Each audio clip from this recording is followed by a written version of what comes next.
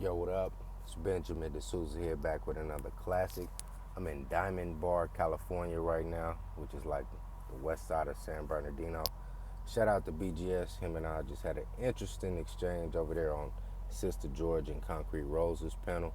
But what I want to bring to your attention is for my SYSBM brothers, be on the lookout, man, for certain elements coming into our spaces, trying to shift the narrative and trying to get us off the scent. Not so much speaking about the women in particular in this discussion, but these these white boys, to put it bluntly, pay very close attention not just to the dialect and the manner in which they speak, but also pay attention to their talking points and how their talking points line up. This particular gentleman, Tesseract, as I call him, you can't convince me that he's not a white boy. You can't. I'm totally convinced that this dude is white. Two reasons. Reason number one, as far as the SYSBM thing is concerned, he is hyper focused on black men fucking with white women. And then number two, one of the dead giveaways is he wants us to how you say, tamper down our baby production, but he wants to hide it behind, well, I don't want brothers to go out here and just seat up the place and have a bunch of broken family. Nigga, please, you a white boy over here trying to infiltrate. You listen to a couple rap albums and shit, so you think you can shuck and jive with us and shit, you know.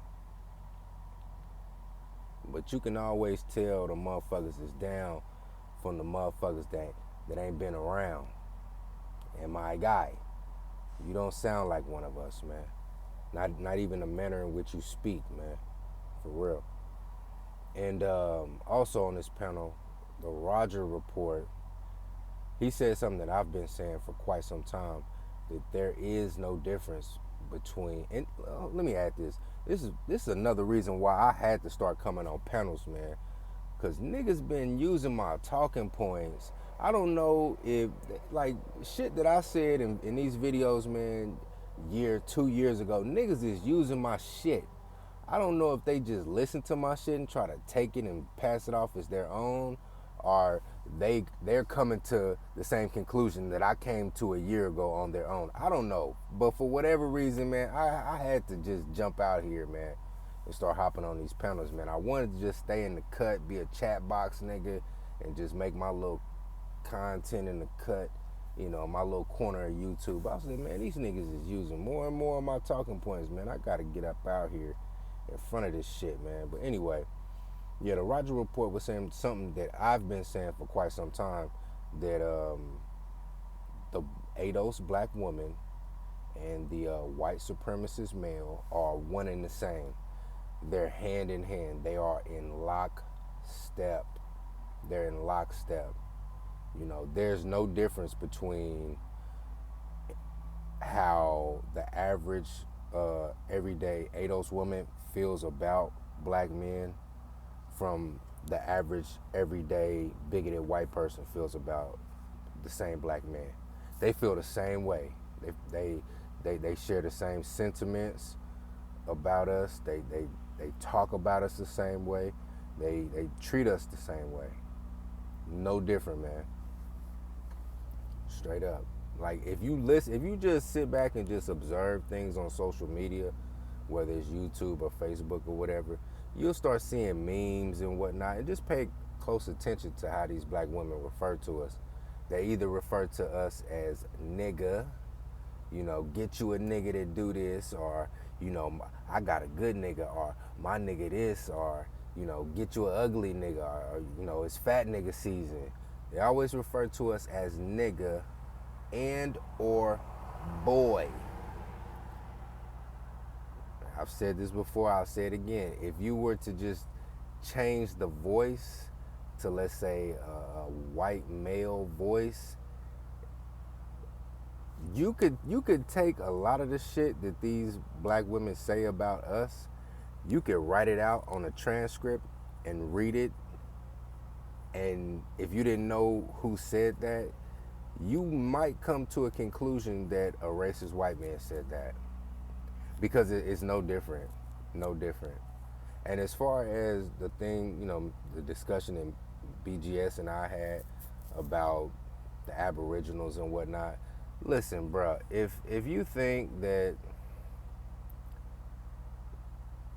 the earliest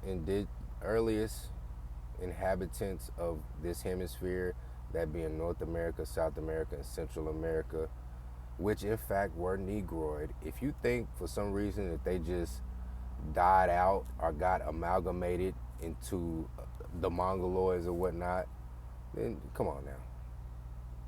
Come on now. So you mean to tell me that there was some Negroes who were here in the Americas before anybody else, but oh yeah, you niggas, we brought you over here on slave ships?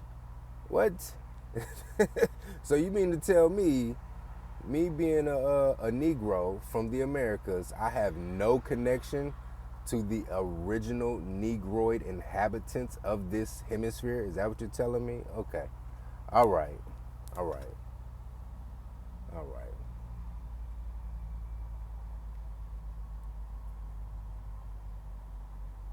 All right, bro. When you touch down in Africa, bro, send me a postcard, straight up. But really, if you delve into the history of Aboriginal folk, you will understand that there were a lot of treaties made and a lot of wars fought. And you will understand that some of our very own women helped them motherfuckers out, bruh. They told them the inner workings and the how the waterways and the river systems worked and shit. They helped them navigate this motherfucker. Sacagawea, anyone?